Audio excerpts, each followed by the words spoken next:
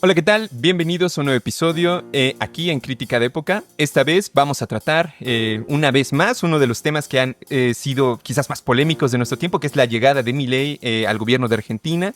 También preguntarnos un poco qué nos dice eso de la política en general de nuestro tiempo. Y para tratarlo de una manera lo más cercana posible al fenómeno, compartimos aquí nos está acompañando Germán, que viene de Argentina, que está estudiando el doctorado en Ciencias Sociales en la Universidad de Buenos Aires.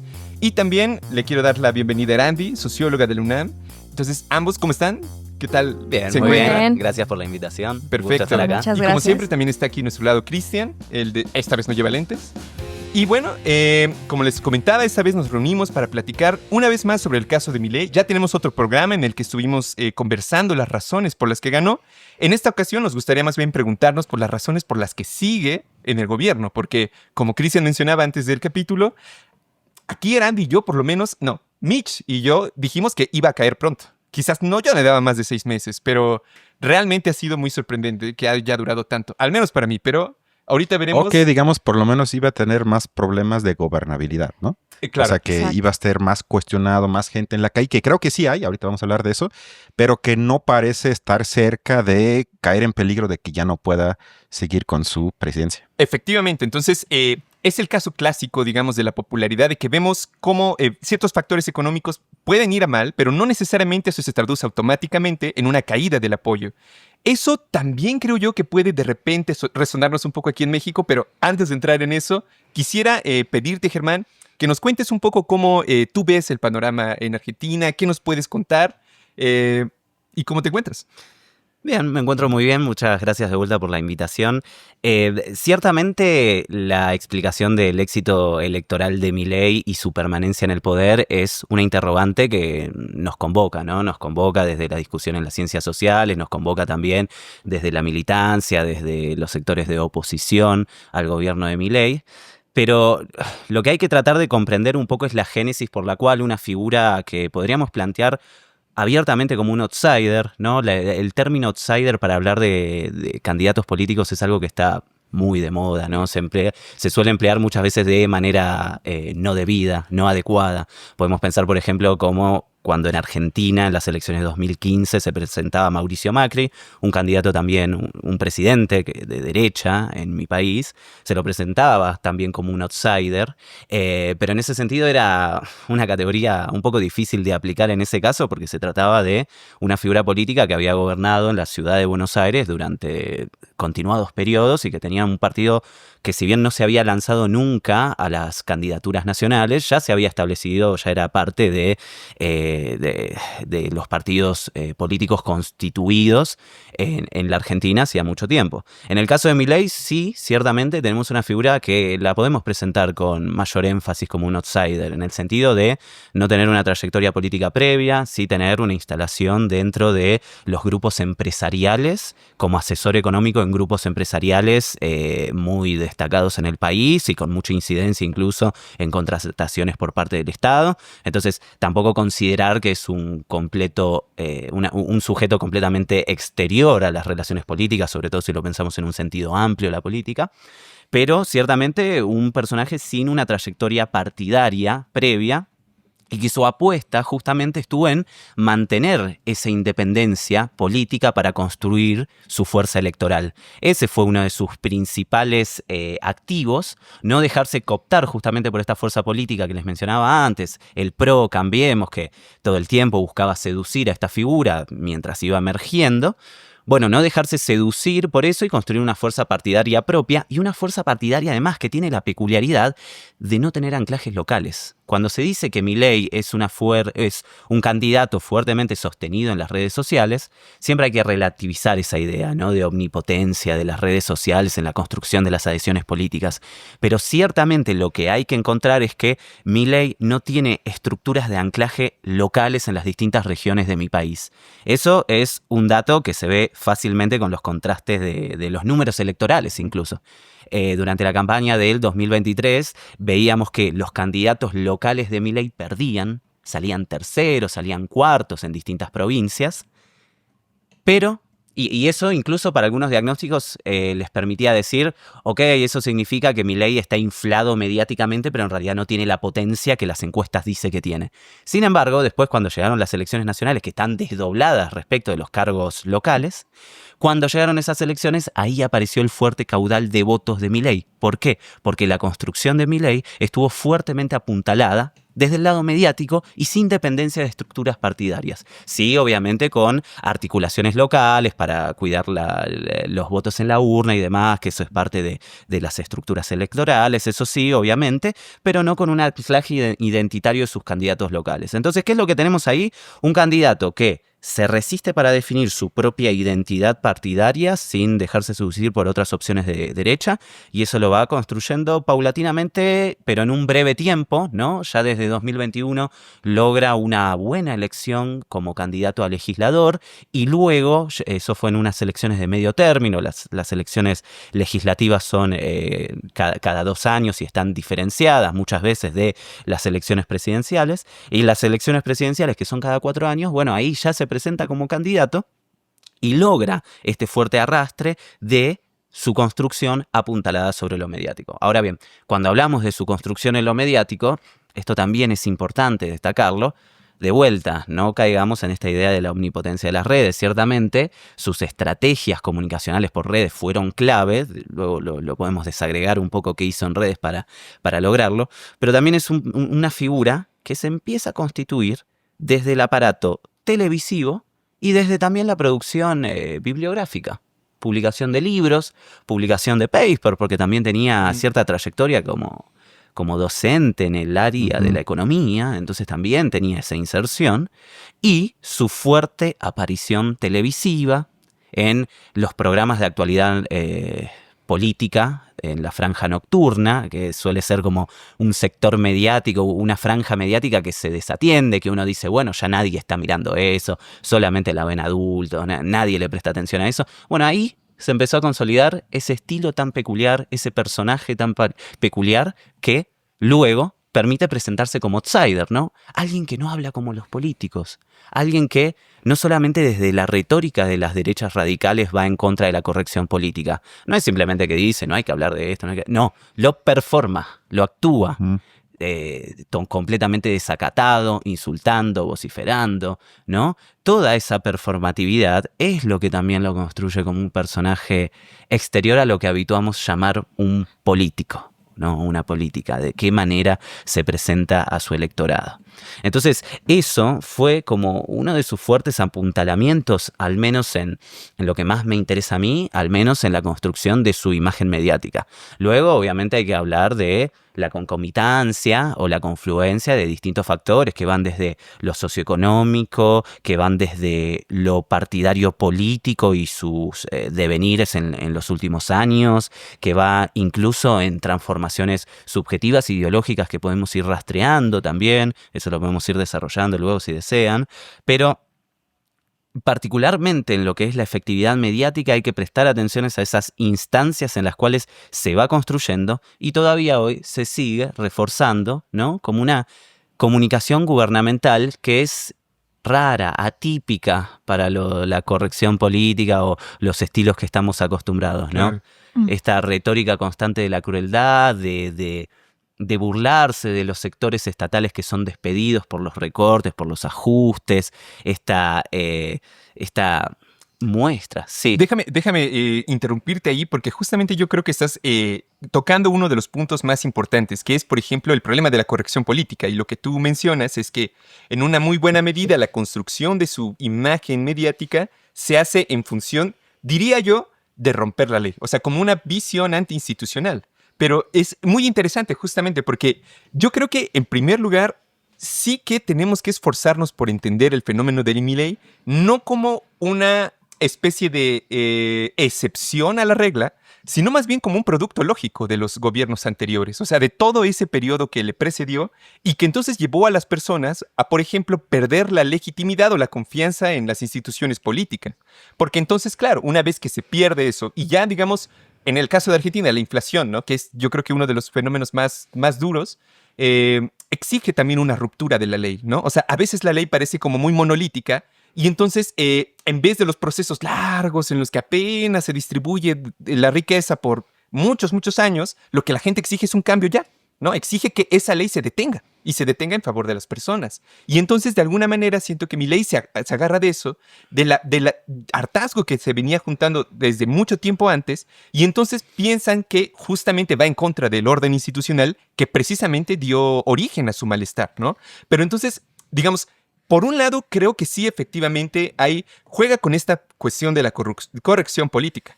Pero por otro lado, digamos, como también la falta de los gobiernos anteriores, particularmente diría yo el de Fernández, también el de Cristina por lo menos, en cómo, digamos, las instituciones mismas no fueron capaces de afrontar ese malestar, ¿no? O sea, particularmente el periodo de Macri fue duro. Creo yo que fue como...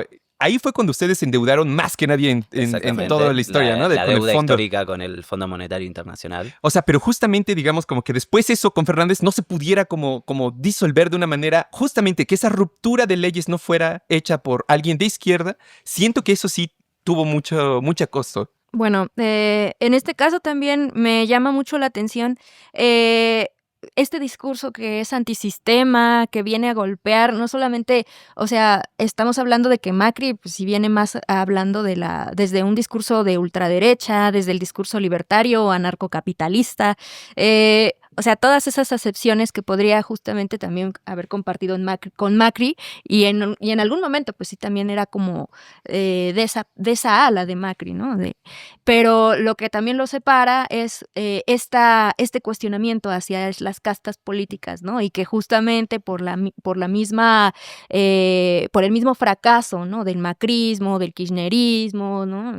Viene a apuntalar que bueno, a mí lo que se me hace también interesante es toda esta crisis política, económica, sobre todo, que viene arrastrando a Argentina y que al parecer también con Milei, o sea, prometiendo todas estas políticas económicas para solventar así como dice Balam, no a largo plazo, no estrategia a largo plazo, sino de ya, ¿no?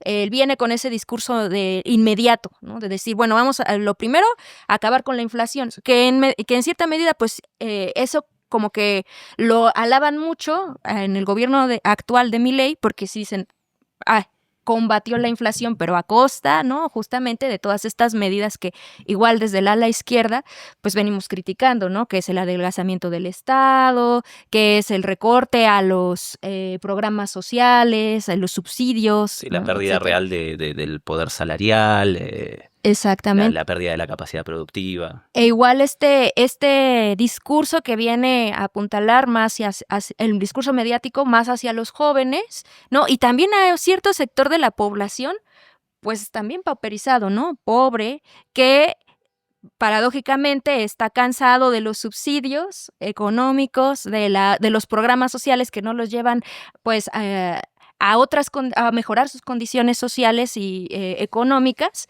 Y viene Milei y dice, bueno, vamos a dar empleos, ¿no? Bajar la inflación, a dar empleos y precisamente, ¿no? Venimos con este discurso anticasta política, antisistema y rompemos con ese esquema institucional que nos ha llevado a Argentina, que no pudo romper ni Macri, ¿no? Que precisamente también, pues, o sea, de derechas, ¿no? Pero es una derecha que apuntala, ¿no? A cierto, pues a mantener también ese estatus quo, ese estatus del establishment también kirchnerista, ¿no? Eso me llama la atención también de Milei, cómo viene con este auge que es atípico, que no se logra ver en las izquierdas, ¿no?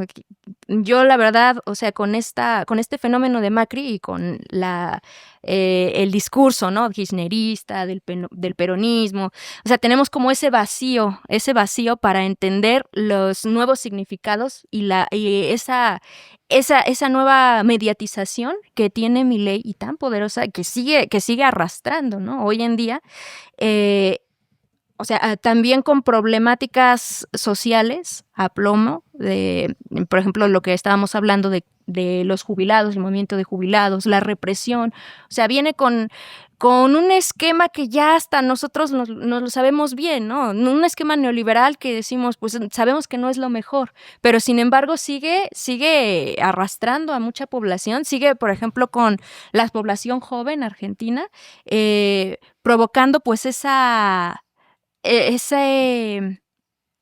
como esa popularidad, ¿no? Entonces me cuesta trabajo entender cómo sigue a flote hoy en día Milei, pese a que igualmente, o sea, porque realmente su política o su presentación de política económica, yo no la veo, o sea, fuerte, o no la veía fuerte. Sino más bien como una respuesta a pues toda la reacción y todo ese hartazgo que hay detrás, ¿no? O sea, a mi parecer, o sea, no tiene puntos fuertes en temas económicos Milei. Yo de manera breve tengo dos cosas. Lo primero tiene que ver con datos, y ya me dirás, sobre todo tú, si eso es cierto o no. Y lo segundo es más una hipótesis mía. Porque el propio Milei, según respaldado por la Oficina Nacional de Estadísticas de Argentina, dijo que sacó a 8 millones de personas de situación de pobreza. Y eso es algo que se festeja también en México, porque para meter un poco de picante a la mesa, o sea, cuando escuchaba sobre todo a ti, Erandi, a veces no sabía si hablabas de Sheinbaum o de Milei. Porque cuando hablabas de ausencias de políticas públicas en serio, ausencia de un plan, el festejo de cifras de la inflación, del fortalecimiento de la moneda, pues todo eso pues, también se hace aquí. Y bueno, y lo segundo, que para mí el punto mucho más interesante es, y a ver cómo lo ven ustedes, que me entristece que la derecha, no nada más con Milei, sino en el mundo, siento que todavía cree en la política. ¿A qué me refiero con eso? Es que ellos en las campañas, pero también una vez que ganan, sí se atreven a hacer cambios. No nos gustan esos cambios, obviamente, como izquierda. Sin embargo, no han renunciado a la idea de la primacía de la política. Por ejemplo, cuando Milei dice, toda esa estructura del Estado se va, simplemente se va. Sí. Llega y lo hace. Y hasta plantea utopías, para mí no lo son, pero para él, de que, a ver, lo mejor sería para Argentina que tengamos el dólar de Estados Unidos. Obviamente ya se dio cuenta que es muy difícil hacerlo y todo, pero eso es como un ejemplo de que ellos todavía piensan a nivel un poco más allá de decir, a ver, vamos a hacer un cambio al inciso 3 de la reforma fiscal para que al final tengamos esto punto más y la gente entiende, bueno, y eso es un cambio, pues no, pero está difícil que hagamos algo. Como yo siento que sí pasa en casi todos los países, que ya no son muchos, donde gana la izquierda, que llegan al poder o incluso antes de llegar ya son así como que, bueno, hacemos lo posible y la política es el arte de lo posible. Cuando yo digo, como dice Zizek, la política es el arte de lo imposible, no de lo posible. Y con eso creo que ya antes de ganar y al ganar, decepcionan a mucha gente, no a la hora de quizás no poder hacerlo una vez que ganen, pero ya ni siquiera crear un imaginario común hacia dónde queremos ir como izquierda mundial. Y no hablo de comunismo o socialismo, entiendo que eso está muy lejos, pero algo que vaya más allá de lo inmediato, de lo concreto que tengo enfrente. Y eso sí noto que en la derecha está en Milei, está en Trump, está en Putin para mí. ¿Quiero una guerra? Pues hago una guerra. En todo el mundo ellos todavía creen, y eso es mi punto, a ver cómo lo ven ustedes, la primacía de la política, de que yo puedo hacer cambios atravesando el poder del Estado y el gobierno, y siento como izquierda, a menos que me corrijan ustedes, eso se ha perdido. Sí, sin duda. O sea, creo que aquí, por ejemplo, el caso de México es paradigmático en ese sentido, porque Obrador, que digamos es el hombre con más poder que ha habido en México, quizás en su historia. O sea, con más apoyo en términos de masas, no ha habido persona en nuestra historia que quizás hubiera podido hacer cambios más profundos. Y efectivamente, el narcotráfico más o menos igual, la violencia más o menos igual, los muertes más o menos las igual, muertes más o menos igual, la desigualdad, más o menos igual, la terrible desigualdad más o menos igual. Creo que bajó un poco la pobreza. Sigue existiendo, digamos, el trabajo... el outsourcing. El outsourcing. Los migrantes siguen yéndose para allá. Sí, es verdaderamente como tú dices. Es decir, no hubo un real intento de cambio. En cambio, Milei lo dice, a lo mejor crea destrucción al interior, pero realmente lo está haciendo. Es un poco lo que comentaba. O sea, cómo para Milei se vale detener la ley por eso. Uh-huh. Yo creo que lo que pide la gente es un poco eso. O sea, que los procesos burocráticos no sean así y que si mañana podemos, digamos, detenernos, que haya alguien que diga ya. Esto se acaba, no puede seguir así. Tenemos que hacer los cambios. Totalmente de acuerdo. Yo nada más quisiera comentar que además veo yo que Milei se está aprovechando de una figura institucional que antes le servía a la izquierda, que es el presidencialismo, que en América Latina se ha servido muchísimo para el populismo, por ejemplo. La idea de Perón, siendo como el gran líder del pueblo, en muchos de los estudios de ese tiempo, cuando existía Perón, se comparaba con el fascismo. Y de hecho, todavía Hobsbawm, en su libro de Historia del siglo XX, lo comparaba. Porque no tanto por las ideas, que eso sería una forma idealista de analizarlo, sino más bien en términos materiales, cómo se mueven las masas en función, digamos, de las personas, ciertos objetivos populares, la nación. Y como señala, ayer te pasé, pero Kautsky me parece que ya en su momento, hace 100 años, veía esos problemas y decía, bueno, el problema de que nuestros candidatos lleguen y puedan tener un contacto con las personas sin el partido, es que al final va a terminar, digamos, siendo prevalente el individuo particular, poderoso, y entonces el partido cada vez se le va quitando más y más opciones, pero los partidos son una forma de que las personas tengan control sobre los individuos, sobre esa clase de sujetos tan poderosos, que justamente el partido puede decir, tú ya no eres miembro, te vas. Y digamos como que para Kautsky lo democrático era que los partidos tuvieran ese poder, pero en el presidencialismo, la elección directa de los presidentes, de ese individuo que en cierto momento se vuelve casi el reflejo de la unidad nacional, es profundamente peligroso. Y claro, antes le sirvió a las izquierdas, al populismo de izquierdas, pero ahorita ese mismo mecanismo está sirviendo para el populismo de derechas. O sea, eso me parece muy problemático. Y que nos hace pensar también en el cambio en las condiciones comunicacionales de las democracias, ¿no? Hoy día, no sé cómo será acá precisamente en México el caso, ¿no? Pero hoy día, ¿quién vota un partido? Se votan más candidatos, se votan más liderazgos, figuras, personalidades que estructuras partidarias, pero también por el propio movimiento de desplome, podríamos decir, de las estructuras partidarias, ¿no? ¿Qué partidos hoy en día tienen una línea programática clara, ¿no? Entonces, todos esos movimientos también van generando ese apuntalamiento de los liderazgos de popularidad, podríamos llamarlo, en la construcción de las adhesiones políticas. Muchas cosas de las que fueron apareciendo en sus intervenciones me resultaron muy interesantes. Voy a tratar de retomar algunas e ir enganchando.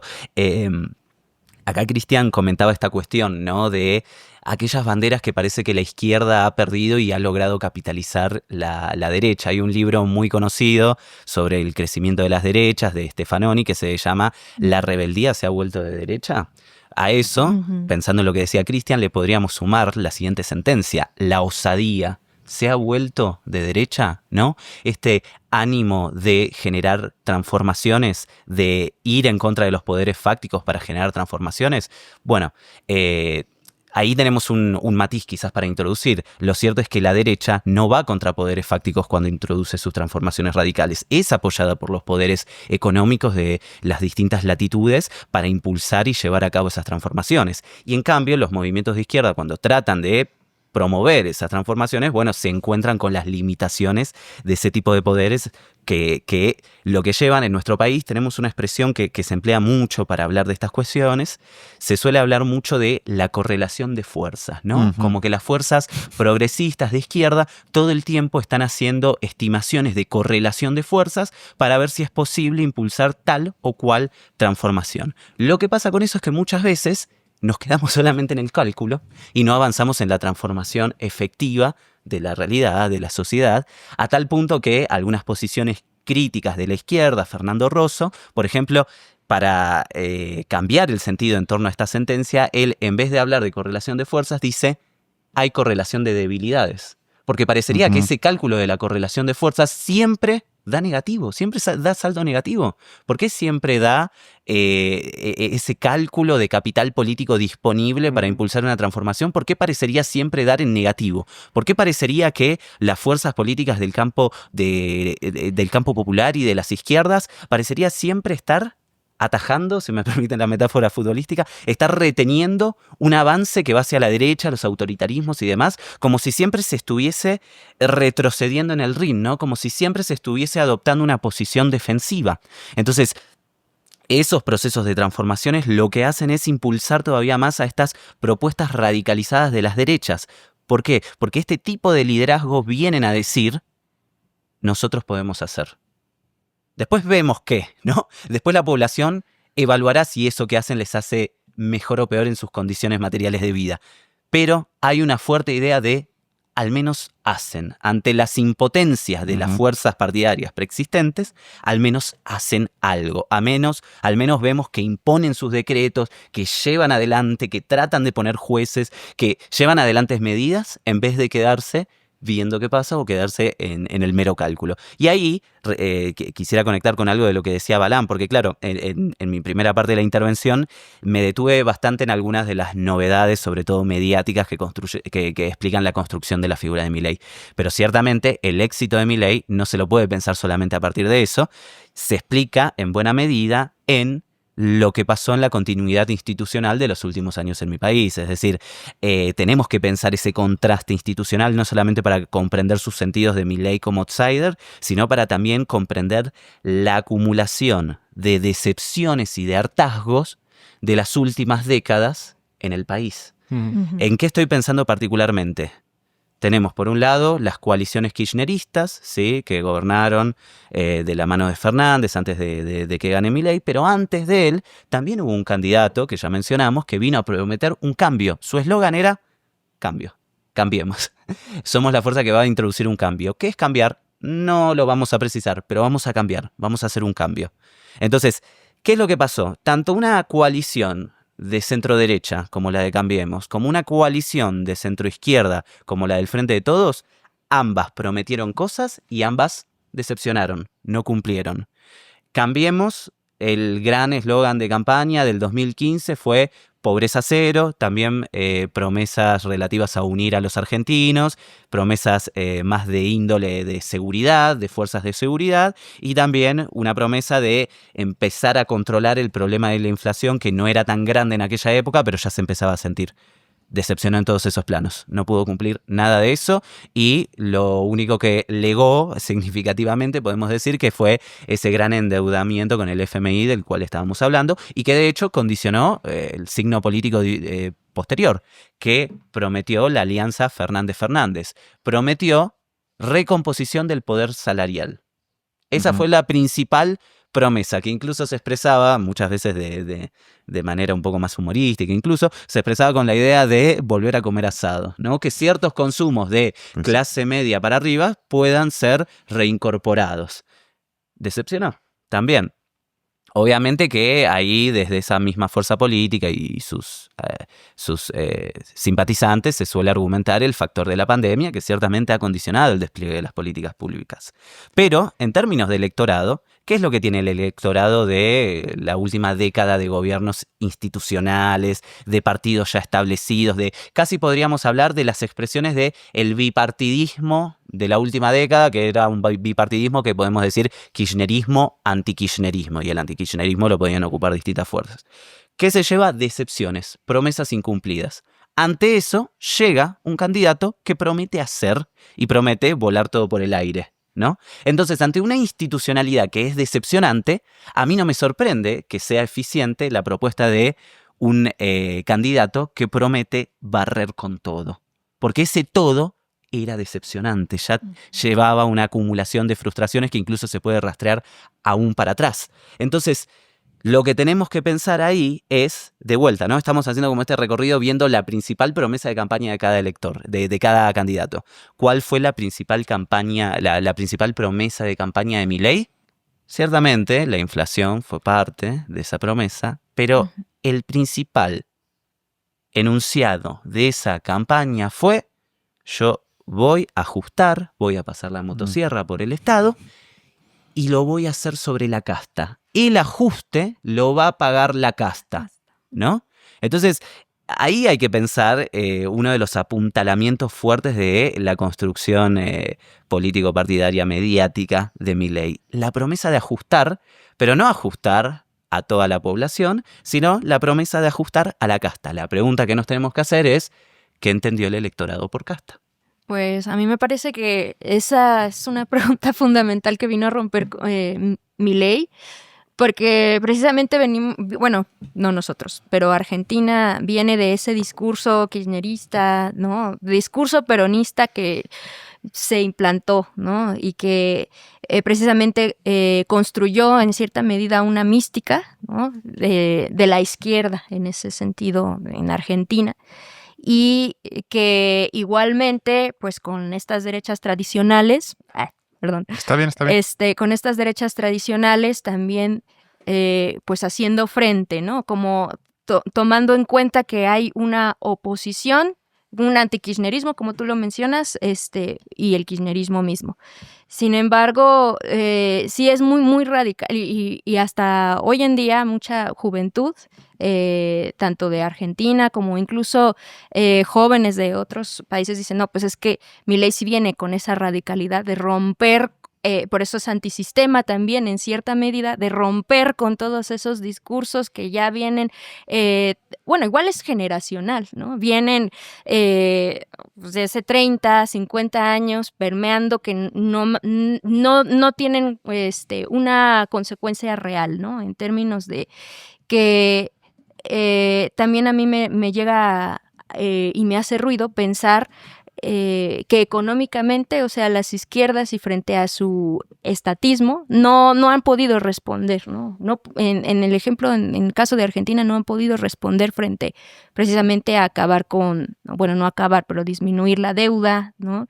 O sea, y que la apuesta principal fue por, o sea, tratar de seguir con el mismo discurso, de que, bueno, también la población argentina está acostumbrada a las crisis, ¿no? Crisis económicas, etcétera. Entonces, eso es como que, a mi parecer, un error también político de las izquierdas, no pensar más allá en términos económicos, su realidad, ¿no? Y eso para mí rompió el traste, ¿no? Con respecto a esta configuración. Y bueno, por otro lado, me parece que, o sea, es que es muy interesante el anarcocapitalismo de Milei, o en sentido liberal, libertario, porque Perdón, precisamente una precisión, se le suele decir libertarianismo el libertarianismo. para hacer esa pequeña escisión que te permite diferenciar del verdadero significante, ¿no? Los libertarios verdaderos, que eran una corriente de izquierda en realidad. Y bueno, sí, de la izquierda libertaria y el Sí, libertarianismo, que exactamente. igual también, o sea, lo hablo porque hay también crisis de sentido, crisis de orientar, ¿no? Hacia la izquierda como una opción diferente, ¿no? Frente a toda esta hegemonía, ¿no? En su caso en Argentina, que causó el kirchnerismo, ¿no? Que causó también el peronismo. O sea, ya no responde, ¿no? Esta izquierda, y sí, precisamente lo que tiene Milei es que sigue con esa radicalización, sigue con esa, precisamente lo que menciona Balán, sigue con con ese punto de decir, bueno, hasta aquí, ¿no? Tenemos el poder para hacer esto, para cambiar. Otra cuestión es que precisamente por esa lógica del liberalismo de Milei, o sea, si rompe con el esquema de la ley, ¿no? Porque, o sea, a mi parecer, también vino a romper con este político tradicional, ¿no? Que tiene construcción partidaria, que tiene una estructura, una trayectoria, y viene, pues, o sea, apoyado también en capital empresarial, porque pues sí está muy bien colocado en ese aspecto, y decir, bueno, o sea, estas son las nuevas condiciones, ¿no? Ponemos el empresariado como este actor que va a romper con esa política tradicional, y pues tenemos también los medios de comunicación, ¿no? Tenemos esta fuerza, me acuerdo mucho que también en Argentina es muy popular este fundador de Mercado Libre, ¿no? Y demás, o sea, sí, empiezan a surgir estas figuras empresariales y que me parece que Milei representa mucho esa cuestión, más que la figura política tradicional, y que justamente en Argentina pues cobra fuerza, ¿no? Sí, yo de manera muy breve voy a tratar de buscar quizás algunas pistas que se han comentado menos en el espacio público, que es por un lado, bueno, eso sí se ha comentado mucho todo el tiempo, que es esa lucha cultural, la batalla cultural, que la derecha en el mundo le llama la guerra contra la cultura woke. Sí. Yo no soy partidario de llamarla de esa manera, pero para que se entienda. Y ahí meten cosas como el aborto, como la agenda supuestamente LGBT, El ecologismo. el ecologismo, exactamente, el matrimonio igualitario, todo lo meten ahí pero peor aún le llaman el comunismo, que eso es el comunismo del siglo XXI. Marxismo cultural. Marxismo de hecho, lo cultural, llaman, exacto, sí. que eso Contra el ni siquiera marxismo existe, cultural. pero más allá de que no Contra existe, el lenguaje incluyente. exacto, todo eso. Pero más allá de eso, que si nos ponemos serios da risa, y estoy seguro que ni siquiera ellos se lo creen, pero sí tienen mucho éxito, porque no es el único, hablo de Milei, que tiene éxito con ese tipo de discurso, sino en todo el mundo hay hombres en el poder, no nada más, pero la mayoría son hombres, que agitan a sus seguidores argumentando que el mal está ahí. ¿Por qué menciono esto? Porque yo no sé si eso es algo nuevo.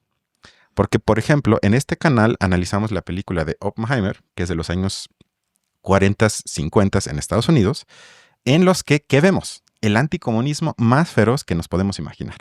Eras comunista si cuestionabas el desarrollo de la bomba atómica, ya eres un maldito comunista entregado a Stalin, básicamente. Y la persecución dentro de Estados Unidos, el reino de la libertad, supuestamente, era peor que hoy, mucho peor que hoy. Y por mucho menos te acusaban de comunista. Por lo tanto, mi pregunta es, ¿entonces es algo nuevo o nada más es la, digamos, reutilización de la derecha de tachar todo lo que puede parecer mínimamente progresista? Porque es así lo más mínimo a nivel cultural como comunista para otra vez crear imágenes en la gente y espantarla para que entonces vote por ellos ante el fantasma del comunismo. Y ya lo último es que esa culturalización de la política, que a mí no me gusta, pero la otra pregunta es, ¿no les parece tristísimo? Eso ya es una hipótesis muy mía, de que se habla todo el tiempo de lo cultural, pero a ningún líder de extrema derecha a nivel mundial le interesa la alta cultura. Yo no veo que citen, no sé, a novelas, que vayan a la ópera, que nos hablen así de la alta cultura, y aunque suene mal, pero de Occidente, el gran legado de Occidente, la cultura universalista. Y eso yo lo veo, y con eso ya acabo, en el cine, que me gusta mucho. Mientras todavía en las películas mainstream de Estados Unidos de los 70s, 80s, a veces los personajes iban a la ópera, citaban a Vargas Llosa, García Márquez, Víctor Hugo, y hoy en día van, en todo caso, a ver a Shakira, a Taylor Swift o lo que sea, pero ya no hay ni siquiera una aspiración de tematizar eso como un arte, una cultura universal. Sino lo único que hay es a veces hablar de figuras patrióticas, que son importantes para la imagen del gobierno en turno, el poder en turno, pero ya no hay un interés por la élite de los países en esa cultura, en esa formación universal, y con eso aspirar a algo más que nada más reproducirme en el poder. Entonces, eso eran mis dos cosas. Por un lado, la persecución anticomunista que yo veo similar, y el desinterés por completo con respecto a la alta cultura.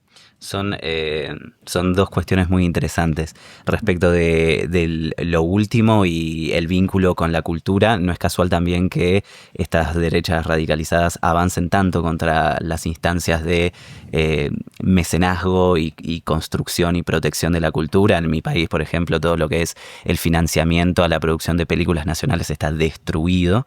Entonces, es interesante pensar eso. Quizás se podría conectar con algo de lo que mencionaba Erandi respecto de, están llegando al poder sectores, si lo pensamos, no tanto desde el liderazgo, sino los sectores que encarnan en su biografía personal estos liderazgos, ¿no? Como están llegando al poder representantes más directos de las clases empresariales, las clases elevadas en términos de capital económico, pero no necesariamente en términos de capital cultural. ¿Será eso? En Argentina, por ejemplo, cuando accedió al poder Macri, se hablaba de que uno de los diagnósticos que se hablaba mucho era el gobierno de la ceocracia. Es decir, los CEOs al poder, los CEOs directamente al poder, y que esto también se ve mucho en cómo se van destacando distintas figuras que vienen directamente del mundo empresarial.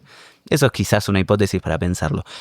Después, la otra cuestión que señalabas, Cristian, respecto de esta lucha, esta batalla cultural, como afirman, contra el también denominado marxismo cultural, bueno, ahí hay algo muy interesante. Yo coincido en pensar que es una estrategia para reactivar ciertos sentimientos anticomunistas sedimentados, ya bastante alejados, porque es un impulso que se perdió mucho post conclusión de la Guerra Fría, caída del muro de Berlín y demás, pero es interesante porque es como que configura una atmósfera sentimental, afectiva, similar. Esta idea de la invasión total, ¿no? La invasión total. A ver, ¿en qué consiste el diagnóstico del marxismo cultural? Es en muchos referentes de la derecha, lo podemos ver, en particular en Argentina, Agustín Laje, influencer de las derechas. Exitoso, politólogo, tristemente exitoso. ¿sí? Sí. Ha trabajado mucho la idea de la batalla cultural, el marxismo cultural, y ¿qué es lo que se plantea? Un diagnóstico en el cual el marxismo habría resultado derrotado en el plano económico y por eso decide reagruparse en el plano cultural. Como no han podido triunfar, esto es lo que dice Laje, ¿no? No es lo que digo yo, como no han podido triunfar en el plano económico, debemos conquistar las instituciones que permiten la reproducción del sistema capitalista, desde la subjetividad, desde los valores, para transformar desde las superestructuras. ¿Y cómo argumentan esto? Leyendo marxistas, leyendo a Gramsci, leyendo también los estudios de género, leyendo las teorías queer, se han puesto a leerlo para decir, pero lo han leído de una manera maniquea, ¿no? Lo leen para decir, miren cómo acá están planificando todo lo que sucede. Lo leen no para comprender cierto despliegue estratégico, lecturas de coyuntura y demás, sino que lo leen como si fuera un plan sistemático, como si Gramsci hubiese dicho directamente vamos a conquistar las instituciones que así terminaremos ganando, y no como un diagnóstico interior a la disciplina del marxismo para tratar de complejizarlo y que de ninguna manera era un debate resuelto o cerrado. Entonces, desde esa idea lo que se construye es el orden cultural actual está conquistado por la izquierda, lo cual, para una sensibilidad politizada desde la izquierda, es algo sumamente paradójico, irracional, incomprensible, injustificable. Pero de esa manera lo que construyen es esa amenaza, que es una amenaza que busca ampliarse, no es una discusión con comunistas de antaño que ya no priman en la arena del debate público, sino que es una manera de marcar, señalar y demonizar cualquier atisbo, cualquier asomo de progresismo en distintos ámbitos, en distintas materias. Y también esta idea, con esto cierro, esta idea de la cultura woke, ¿no? La idea de la cultura woke que viene del término despierto, es decir, fíjense, es como una contraofensiva contra quienes tematizan o critican desigualdades estructurales que existen en la sociedad. Entonces, ante eso hay como un repliegue y un nuevo avance de las derechas que acusan a esa cultura de ser opresiva, ¿no? La idea de que la corrección política es una entidad existente que oprime las maneras de pensar y que limita la libertad. Obviamente que en todo campo de discusión, de debate público, hay ortodoxias. Pero de ahí a llamar a que eso es, como dicen algunos de estos referentes, un nuevo totalitarismo rebajado, bueno, me parece que hay bastante diferencia y bastante brecha.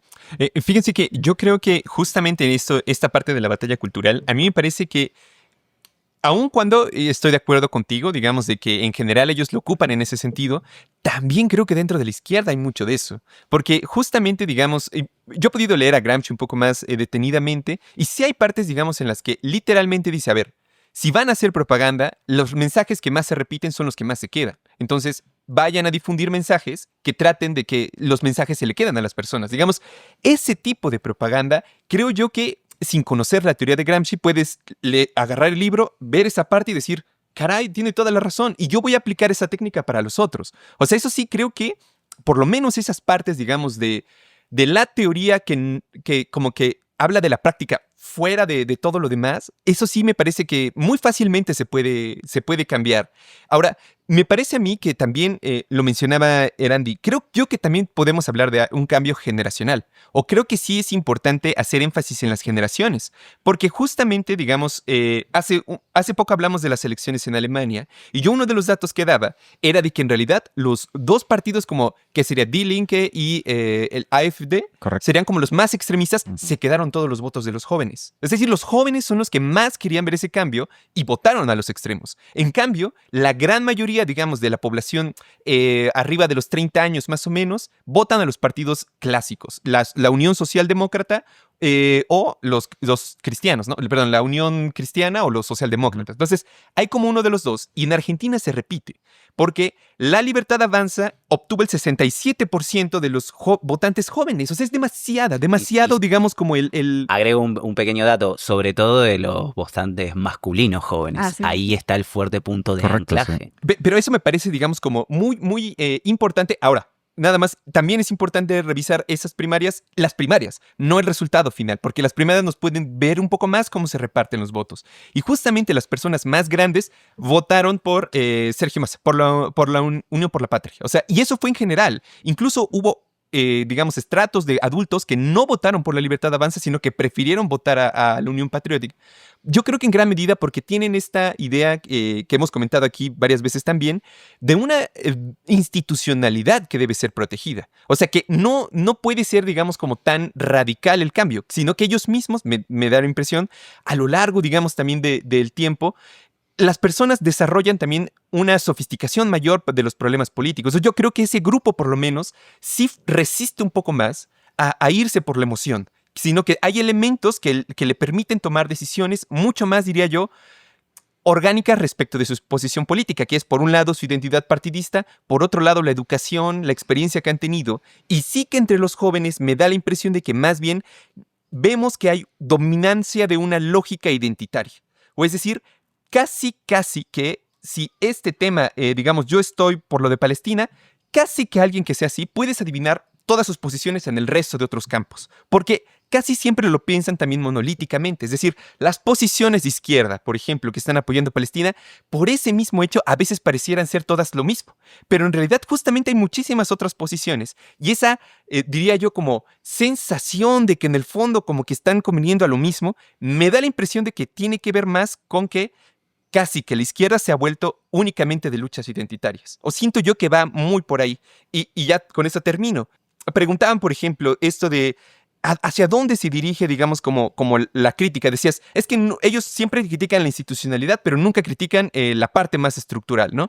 Pero yo siento que en el fondo sí, quizás en el sentido de que para ellos no es suficientemente radical la forma de acumulación. Y ellos sí quieren intentar un cambio, que ahí se sería, digamos, como otro matiz para ver a la derecha. Así como no podemos ver a la izquierda monolíticamente, tampoco a la derecha. Porque como lo hemos hablado, hay derechas más institucionalizadas y derechas que, como la de Milei, que no tienen teoría detrás. Es más bien como la explosión reaccionaria a ese tipo de cambios, ¿no?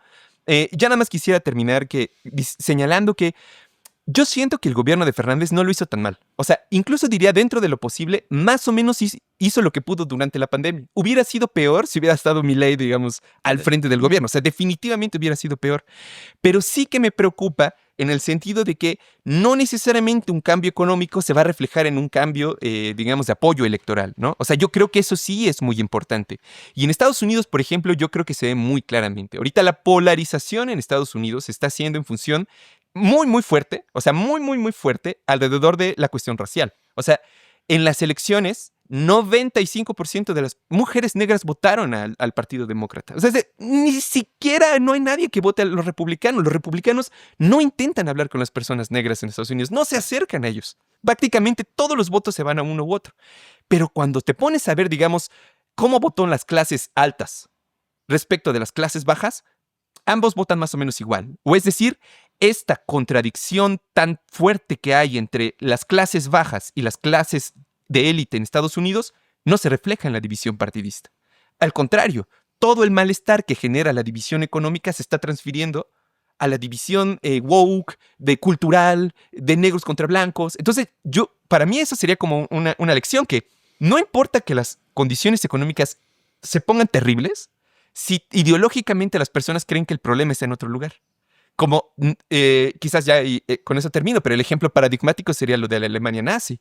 O sea que no tenía nada que ver con la solución económica de sus problemas eliminar esa parte de la población. Más bien, era problemático económicamente. Y sin embargo fueron, justamente por la convicción de que en el fondo ese problema económico era un problema de los judíos. Entonces, para mí eso es lo peligroso, pues. O sea que podemos tener avances económicos, pero esos no necesariamente se van a reflejar como en una visión más compleja de las personas. No, yo diría que sí. O sea, yo nada más breve, porque yo creo que el fundamento de la precariedad de sobre todo la gente joven está en muchos países en todo el mundo.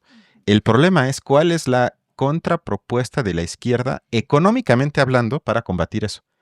Lo único que yo escucho es anticorrupción, que no sé en qué momento eso pasó a ser de... mexicano. Que eso pasó a ser de izquierda. Eso era una bandera de los conservadores honestos de antes, Sí. que pensaban que el problema era la corrupción y luego todos íbamos a estar bien, pero eso ya se asume como izquierda. O peor aún, se dice que depende de las intenciones morales de los políticos. Mm. Si hay buenos políticos, entonces vamos a estar mejor. Esas son las dos cosas, a menos que me corrijan, que yo escucho como propuesta económica de la izquierda. Como ahí no hay nada, entonces como un hombre o como una mujer promedio de menos de 30 años, pues entonces voy a caer en los brazos de gente que dice el problema es la cultura woke, el marxismo cultural, que ellos degeneran los valores de la sociedad y eso está todavía peor que lo económico. Pero creo que es por la falta de propuesta de cómo combatir la precariedad. Pero no por eso creo que no cambiaría gran cosa que si hubiese ese tipo de propuestas. Mi hipótesis es que si hubiese un programa serio que se implementara estando en el gobierno, te tienes más popularidad. Si hasta Sheinbaum, con lo poco que le da a la gente, por eso su popularidad en parte está alta. Pero perdón. Ay, bueno, es que hablando de la izquierda, ¿no? Y de su falta de poder comunicacional, ¿no? Sobre todo en las generaciones jóvenes, sí me parece que en ese sentido, el aprender de Milei, ¿no? En su estrategia comunicativa, o sea, sí viene a cambiar también la forma en que se concibe la política en la actualidad, ¿no? Con respecto a, por ejemplo, hablan de Milei, pero también, por ejemplo, lo asimilo mucho con Elon Musk, que totalmente es un tipo que ni tiene coherencia argumentativa en términos de ideología, pero totalmente él pues maneja una gran parte del mundo, ¿no? En términos económicos. Entonces, a mí me parece que esta estrategia comunicativa de Milei de estar presente todo el tiempo, ¿no? En redes, de estar inundando, ¿no? Como influencer, ha llevado, pues, a configurar nosotros nuestras propias concepciones, ¿no? Con respecto a cómo llegar a la izquierda, a los jóvenes que justamente tienen ya una configuración de la inmediatez, de ver respuestas rápidas, ¿no? De no tener ese discurso que históricamente pues ya tiene las otras generaciones, que ha construido la izquierda, porque si nosotros hablamos también en términos de izquierda, pues siempre evocamos el pasado. Entonces es una cuestión también de renovar el discurso, ¿no? De las izquierdas frente a estas nuevas olas de ultraderecha y de ultraconservadurismo que pareciera que pues, y también, o sea, van hacia las generaciones de hombres jóvenes que no se sienten también amparados por esa cuestión de la corrección política, ¿no? O de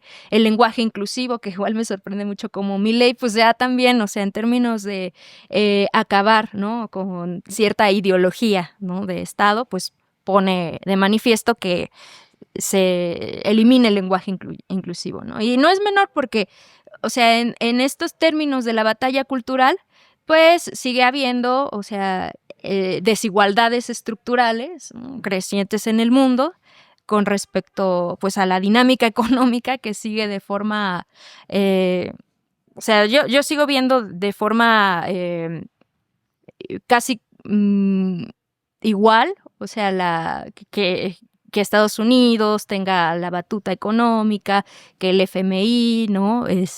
Siga controlando la economía, ¿no? O sea, a mí me hace ruido que en términos de polarización, pues las cosas siguen igual, hasta más conservado. Yo diría ahí otra vez que no, para meter un poco más dinamismo a la mesa, porque cuando Milei habló en el foro de Davos, que eso no fue hace mucho, hace como 2 meses a lo mucho, decía lo mismo que tú ahorita, que el problema es el FMI. La cárcel en la que el FMI metió por culpa del kirchnerismo y todo eso a Argentina. Habló de Occidente, que la culpa es de Occidente, la hegemonía de Occidente. Habló en contra de Occidente. Habló a favor del libre mercado. En contra, similar a Sheinbaum, que celebran eso de que evitan los aranceles. Habló en contra del Estado, la hegemonía del Estado. Es decir, que ideológicamente se parece a eso que tú llamas izquierda y yo no llamaría izquierda. Y en ese sentido sí hay un gran cambio. O sea, eso para mí es un cambio de paradigma de cómo, y lo hablamos nosotros cuando hablamos de qué es ser neoliberal, de cómo concibes el papel del Estado, y con eso acabo la participación, qué es la libertad, qué es Occidente, que nunca fue ese bloque monolítico homogéneo, sino hay un Occidente que va en contra de Occidente. Y hoy en la izquierda mundial está súper de moda criticar a Occidente. Y no nos damos cuenta que es lo mismo que hace Milei, lo mismo que hace Orban, lo mismo que hace Bukele, lo mismo que hace Musk. Todos ellos critican a Occidente. Entonces, yo más bien quiero defender a Occidente. Y lo último es el papel del Estado, que lo hablamos antes de grabar, que yo siento que como izquierda no tenemos una crítica inteligente al Estado, que no sea una crítica como lo hace Milei. Que el Estado está mal porque interviene en la mano sagrada del mercado que es sabio. ¿Dónde está esa parte? Y con eso ya acabo, de la izquierda decir, ok, sí estoy en contra de lo que dice Milei, en contra del Estado, pero tampoco por eso hago apología del Estado, apología del ejército como en México, y digo, eso es la contraparte. ¿En dónde está la crítica del Estado desde la izquierda? Es interesante esto, Cristian, que señalabas, porque hay que prestar atención a ese movimiento. Pienso que el diagnóstico de estas derechas radicales está empezando a virar hacia cierta visión crítica sobre un orden globalizado, pero sobre todo tratando de cuestionar cierta institucionalidad internacional, que es como el foco ahora que están haciendo crítica. Esto se puede ver en el último libro de Agustín Laje. Hay que recorrer un poco más esa discusión. Sí, en Milei aparece cierta reivindicación de Occidente, pero una reivindicación selectiva que justamente lo que pone en detrimento es esta idea universalista de derechos universales, de construcción de ciudadanía como sentido fuerte de Occidente. En realidad es una visión bastante reductiva, que lo que hace hincapié es en los valores cristianos y los valores capitalistas individualistas del orden occidental. Entonces hay una operación ahí para recortar de qué Occidente se habla desde estas derechas. Y por otro lado, otra cuestión que quería recuperar, que me parece muy interesante, Balam, Erandi recuperaban mucho esta idea de la juventud, y ciertamente como esa juventud fue, en el caso de Milei en particular, un núcleo importante en la construcción de esas adhesiones políticas y del caudal electoral. Ahora bien, lo que hay que pensar para comprender ese fenómeno, me parece, es tratar de precisar cuáles son las condiciones socioeconómicas en las que están esas juventudes. En Argentina, por ejemplo, el sector de la población que está con mayor porcentaje de desempleo, mayor porcentaje, si tienen empleo, de empleo informal, y además que están en mayores condiciones de precariedad económica, es justamente el sector de la juventud, es el sector de los jóvenes.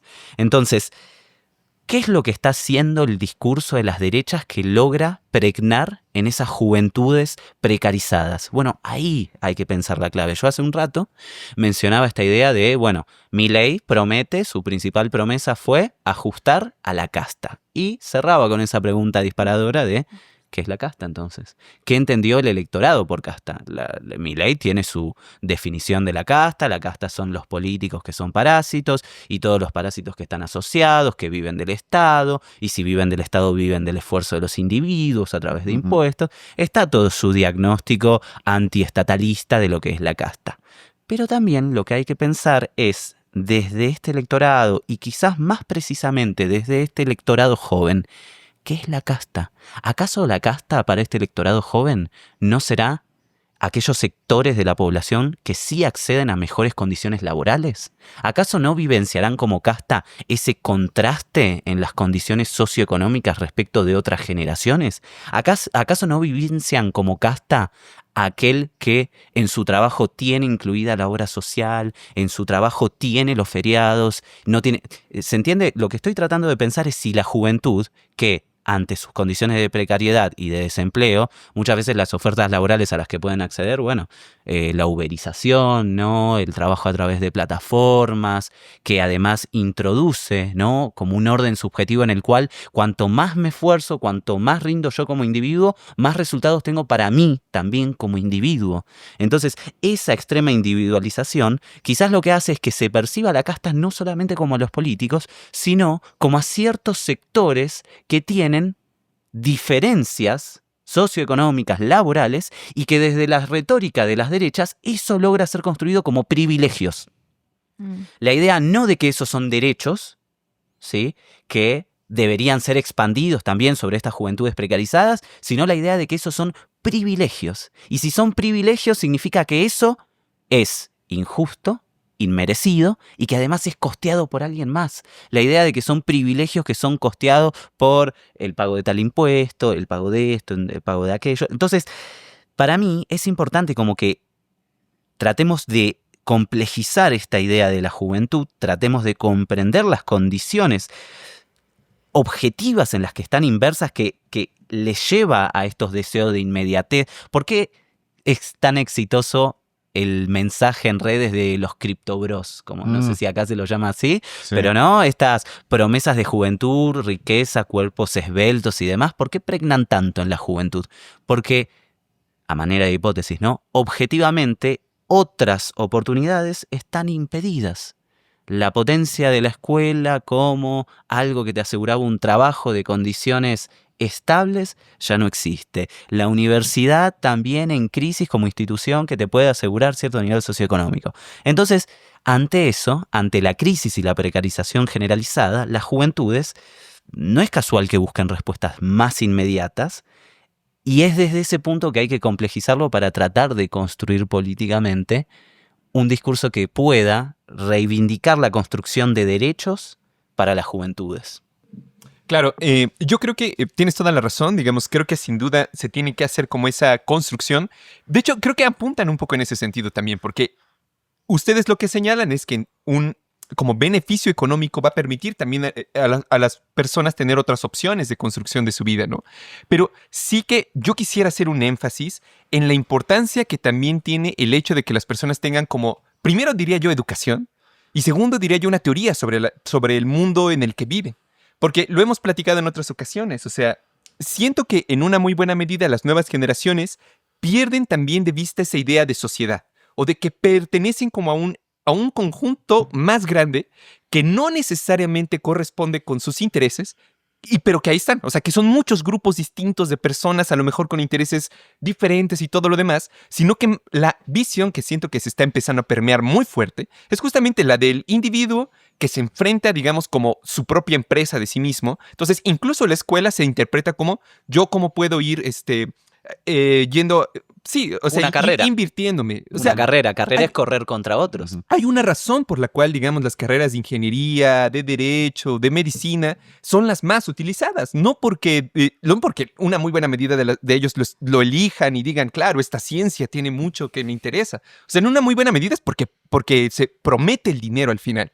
Pero yo lo que quisiera preguntar, digamos, es cómo, incluso, digamos, en esos estratos económicos que podríamos decir que cumplen con sus condiciones, también está el riesgo de que el hecho de que no tengan una teoría específica o resultado, diría yo, de la formación política, hace que también sean mucho más vulnerables a que efectivamente se puedan disolver en apoyos distintos. O sea, es decir, no es solamente el apoyo económico, ni tampoco cualquier tipo de educación nada más. O sea, sí tiene que haber un esfuerzo, diría yo, social, porque los individuos se comprendan como parte de una totalidad más grande y que puedan entonces relacionar los asuntos políticos con ello. Yo creo que eso es muy poco, o sea, la cantidad de la población de los países que pueda hacer eso debe ser muy poca, pero sí que creo que entre los jóvenes esa tendencia es más grande. Por ejemplo, en México se pasó de 2016, en el que se registró que las personas mayores de 18 años en el 82% leían, aunque sea un libro cada cierto tiempo. Eso bajó a 2003 al 67%. O sea, estamos hablando de una caída terrible en los niveles de lectura para esos sectores jóvenes, que, como lo mencionaban, también, por ejemplo, hay otros encuestas donde le preguntan a los grupos jóvenes, oye, ¿qué te gustaría estudiar? Entonces, es muy interesante porque en los países, digamos, como desarrollados, sí hay tipo astronauta, de repente profesionista, empresario incluso, pero aquí en América Latina casi ya desde hace unos años es así total, que todos quieren ser TikTokers o influencers. O sea, eso es así caray. como el objetivo general. Pero como tú lo dices, porque ahí va el dinero, claro. O sea, ¿para qué? Pero eso no está en contra, digamos, de la lógica neoliberal de la educación que ha existido aquí por lo menos unos 30 o 40 años, que es cómo puedo yo mismo, dónde puedo obtener yo más dinero, ¿no? ¿Dónde puedo ir yo haciendo mi propia empresa de mí mismo? ¿Cómo puedo ir ganando? Etcétera, etcétera. Y eso, digamos, los gobiernos de izquierda en América Latina no supieron ponerle un límite. O sea, en el fondo siguieron ideológicamente comprándose el mismo discurso desde mi punto de vista. Pero no sé cómo ven Yo nada eso. más tengo una duda rápida. O sea, hablando de libros, para comprender a Milei, entre otros, él mismo dice que él es súper fan de Ayn Rand, que es una ideóloga famosa en el mundo, antisoviética, curiosamente con origen soviética, que escribió muchos libros que en Silicon Valley pululan en todos lados, que es así una heroína para esa gente que plantea que no hay nada mejor que privatizar todo, eso es la utopía. Entre otras cosas también está la escuela austriaca, donde están von Mises, Hayek, entre otros. Eso puedo leer y con eso me quedan claros ciertas cosas de Milei, no todo. ¿Qué puedo leer para comprender a la izquierda de hoy? Para los gobiernos, te diría, ok, para entender el gobierno de Sheinbaum, ¿qué leo? Es una pregunta honesta. Pues leer. AMLO publicó varios libros. Pero habla... El libro de gracias. Hay hasta proyectos específicos. Compañero, seamos serios, por favor, es una pregunta en serio. Pero es que a mí me preocupa también que la política justamente de izquierda se ha orientado más hacia las identidades, los problemas de la cultura, ¿no? Que eso me parece que pues fragmenta, ¿no? La concepción de, por ejemplo, las masas populares, todo este discurso que ya teníamos de la izquierda del siglo XX. O sea, hoy en día pues ya no se puede responder, ¿no? Con esta cuestión. O sea, y me parece interesante esa pregunta que haces, Cristian, de que qué leemos para debatir toda esta ola, ¿no? De el fracaso de las izquierdas como estrategia comunicativa y como estrategia organizacional, que finalmente, pues eso es la aspiración de las izquierdas, ¿no? Que tengamos o sea, que las masas, ¿no? O la población en general sí tenga ese nivel político educativo para responder, nivel crítico, ¿no? Para responder. Y parece que no, que hoy en día, pues obviamente es mejor una estrategia comunicativa de TikTok y que también configura totalmente cognitivamente la forma en que pensamos el mundo. Aunque yo no hablaba de eso, yo hablaba de comprender. Ajá, sí, o sea, más que Sí, estrategia eso, comunicativa, sería como más bien como la teoría, ¿no? Donde podrías tú ver, ahí está el proyecto. Ajá. Pero al final por también ejemplo, las estrategias yo creo que- comunicativas, o sea, si se aplican bien, ayudan a comprender O sea, y por ejemplo, lo que tú claro, lo pero mencionas, tienes restaurar la totalidad, ¿no? Pero La tienes una estrategia comprensión de la comunicativa totalidad. cuando tienes una teoría que quieres comunicar. O sea, ese es como un poco el punto. Ajá, eso es mi punto. ¿Cuál es la teoría? Pero digamos, aquí en América Latina, yo siento que, digamos, aquí en América Latina el proyecto que podría ser similar sería esta idea que de repente rasgaban García Linera, el gobierno boliviano, el gobierno de Ecuador, que es la unión de América Latina, ¿no? La unión latinoamericana que tiene que ver con el antiimperialismo y todo lo demás. Pero justamente, digamos, como lo hemos comentado en otros episodios, o sea, si uno quiere ser, digamos, se opone al poder de Estados Unidos, al poder de los mercados de Europa, no es para sustituirlo con un sistema diferente, sino para que entonces los sistemas imperiales capitalistas de nuestras regiones dominen a los suyos. O sea, no hay como una idea detrás, ¿no? Porque el antiimperialismo sería en todo caso primero permitir que se cree un mercado aquí en América Latina, ¿no? Donde tengamos nuestra propia burguesía, nuestro propio proletariado latinoamericano, donde haya esa explotación. Pero es muy cierto, digamos, que en el mejor de los casos ese proyecto es simplemente que el capitalismo en América Latina sea desarrollado o explotado por latinoamericanos. O sea, como que sí pareciera hasta cierto punto eso, y no hay como una... no hay una visión mayor. Me recuerdo que también, por ejemplo, en Bolivia, que sería uno de los países donde creo yo que el cambio progresista fue más radical que en otros lados, pero por ejemplo, en Bolivia nunca le hicieron caso a las universidades. O sea, las universidades siguen estando en una situación espantosamente triste, muy, muy pobres, a pesar, digamos, de todo ese cambio que tuvieron y que en principio debería de haberles permitido tener más de eso. No hubo una atención, digamos, a ese tipo de sectores, como tampoco, por ejemplo, aquí dentro de la 4T, pues nos quitaron un montón de dinero para las becas, un montón de opciones para salir, Eso estudiar lo a voy a otros cortar. lados. Es decir, también hubo como un ataque hacia esa como intelectualidad. Que eso sí me preocupa, sinceramente.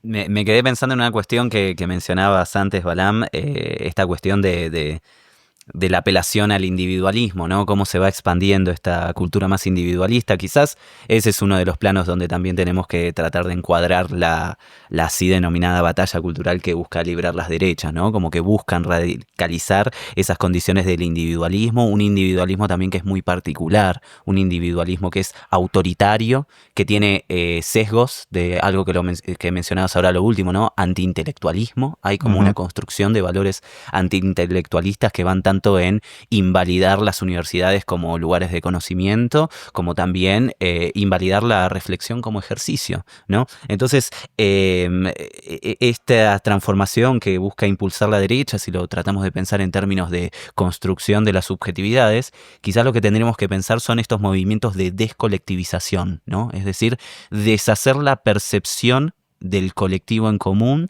deshacer la percepción de los vínculos de interdependencia, ¿no? Acá estoy pensando un poco en Norbert Elias, ¿no? Norbert Elias decía, bueno, la civilización, que es un concepto muy discutido desde la izquierda, ¿qué entendemos por civilización? Si es algo etnocéntrico hablar de civilización, pero Norbert Elias, desde una perspectiva sociológica, dice algo muy interesante, que es que pensar el orden civilizatorio es pensar cómo se empieza a regular la subjetividad, por así decirlo, a partir del reconocimiento de vínculos de interdependencia. Es decir, dependo de distintos sujetos para sostener mi vida, ¿no? El capitalismo también tiene esa dimensión. Yo no produzco todo lo que consumo, dependo de un montón de otros individuos para sostener mi vida cotidiana. Parecería que el movimiento de estas derechas radicales es tratar de desmantelar, de esconder, de volver imperceptibles estos vínculos de interdependencia que sostienen el orden cotidiano, que sostienen el orden colectivo, y en lugar de eso, bueno, todas estas narrativas, estos relatos de los emprendedores, del héroe que se enfrenta a un mundo constantemente cambiante, que debe surfearlo para llegar al éxito y consagrarse, bueno, eso me parece que es también otro de los elementos importantes en esto que las derechas llaman una batalla cultural, pero que se lo han tomado como una batalla cultural. Sienten que tienen que conquistar estos espacios culturales donde hay pluralidad de visiones para introducir este tipo de valores descolectivizantes que permitan un orden capitalista recalcitrante, por así decirlo. Yo quería mencionar, digamos, esto de que tú dices que es muy cierto que hay partes, digamos, del individualismo, sobre todo cuando desvinculan a la persona de la estructura social en la que vive. O sea, esa falta de comprensión sin duda es importante, pero por otro lado también siento que a veces en la izquierda existe como un poco el miedo, el prejuicio de, claro, vemos las comunidades indígenas cómo poco a poco se van dispersando cuando sus, digamos, los hijos deciden tomar otros rumbos, ¿no? Y entonces como que siento que también la izquierda tiene miedo de eso, o sea, como de la atomización hasta cierto punto. O sea, que ya no haya como tú lo acabas de decir, valores descolectivizantes. O sea, que ya no nos permitan pensarnos colectivamente. Pero ahí, por ejemplo, yo creo que una de las cuestiones que trajo la modernidad, la división del trabajo, es la creación de los individuos. Es decir, esta área de autonomía individual, de que ya no vivimos como en pueblos, donde en los pueblos, desde que naces hasta que mueres, te conocen. Si haces cualquier cosita mala, vas a estar en boca de todos. Como en el baño del diablo. Aquí más bien, como en el baño del diablo. Aquí más bien es, por ejemplo, un edificio puede tener 60, 70 personas y sin embargo cada una por su lado. O sea, esa parte, digamos, de espacio, de autonomía, sí siento que es algo que no debemos de descuidar. Y que incluso digamos, yo conozco a personas, digamos, de Morena que odian, por ejemplo, Polanco, odian, digamos, estas zonas porque las ven así como súper individuales todos nada más van como para consumir, etcétera. Pero hasta cierto punto, si uno lo piensa bien, cuando las personas tienen más sustento económico y se entrablan más en una sociedad cada vez más dividida del trabajo, justamente lo que empieza a pasar es eso. Que empiezan a surgir ese tipo de personas que ya no tienen que seguir la tradición como los hijos de las comunidades indígenas. Pueden decidir de repente irse. Y esa posibilidad yo creo que sí no debemos de dejarla en cuenta. O sea, hay algo positivo dentro de ese individualismo que en principio pareciera muy frío, que de repente ya no son los lazos, digamos, de amistad, de camaradería, sino que a lo mejor solamente somos un grupo de personas que estamos convencidas racionalmente, pero a lo mejor no tenemos ningún otro lazo afectivo.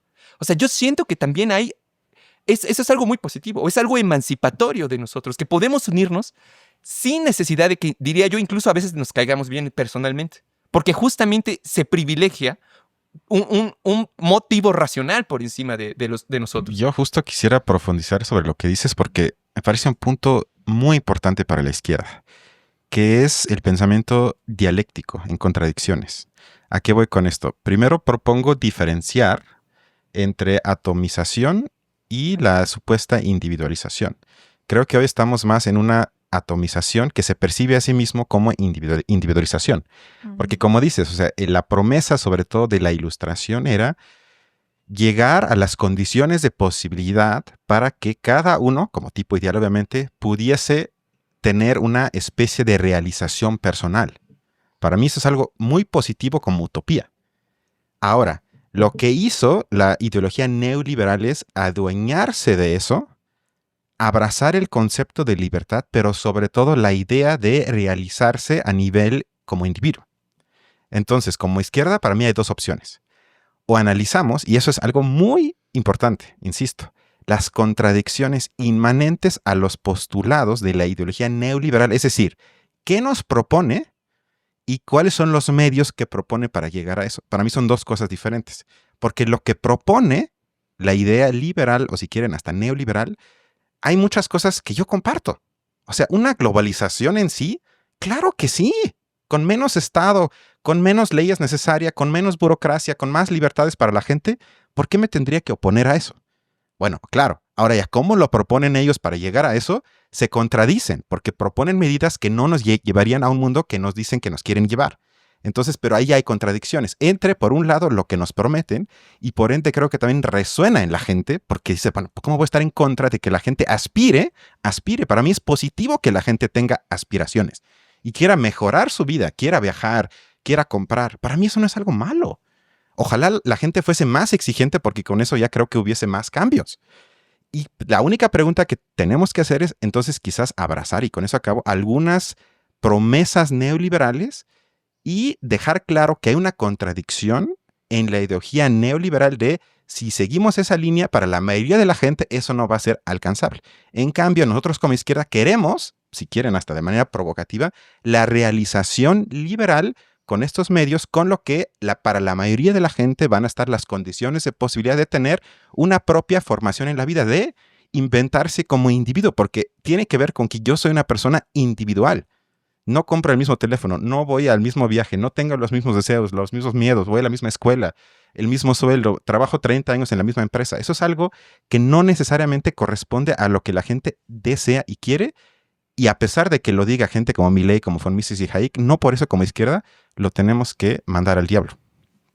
Totalmente. Me quedé pensando ahí una cuestión interesante, ¿no? Como en varios puntos de esta charla apareció este movimiento muy astuto, ¿no? Del neoliberalismo, de pareciera constantemente irse apropiando de banderas o reivindicaciones que surgen primero en el campo de las izquierdas, ¿no? Pensemos, por ejemplo, como cuando los sectores obreros reclamaban más autonomía y capacidad de decisión sobre los procesos productivos, y cómo eso se lo apropió el neoliberalismo para hacer formas empresariales flexibles que son más explotadoras, ¿no?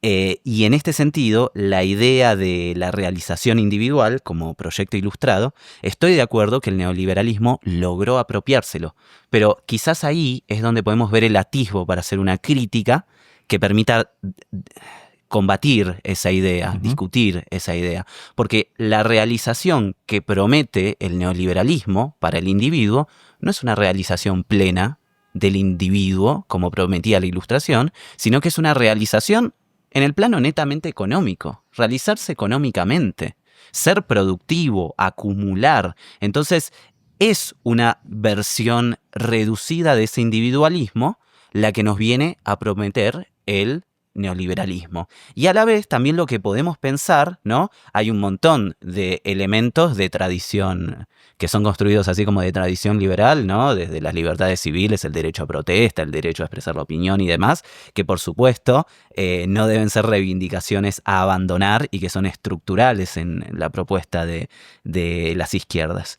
Pero ahí quizás lo que tengamos que pensar es cuánto de eso muchas veces se piensa que es algo que está asociado a el proyecto del capitalismo, y cuánto en realidad de eso pertenece a otro proyecto social que pudo haber emergido a la par de la constitución inicial del capitalismo. Pero si pensamos que, condensado en el proyecto de la Ilustración, parecería que tenemos dos significaciones en pugna, ¿no? Por un lado, promete la realización técnica y la mejora de las condiciones de acumulación. Pero por otro lado, también promete cierta tendencia hacia la autonomía, es decir, la autonomía pensada como capacidad de reflexividad de los sujetos, capacidad de autónomos, de darse sujetos y comunidades sus propias leyes y que estas leyes no estén impuestas por la tradición, por la religión, por lo que sea. Entonces, si pensamos desde ese punto de vista, parecería que el proyecto globalizador del neoliberalismo tendió a quedarse con estos elementos de la acumulación irrestricta de las fuerzas productivas para elaborar sus utopías, y en desmedro lo que ha ido es esa otra capa de sentidos, esa otra capa de significaciones que podemos pensar que es un proyecto a la autonomía, un proyecto tendiente a esa constitución de una democracia más radical para la definición de nuestras formas de vida colectiva. Comparto lo que dices, nada más un pequeño punto.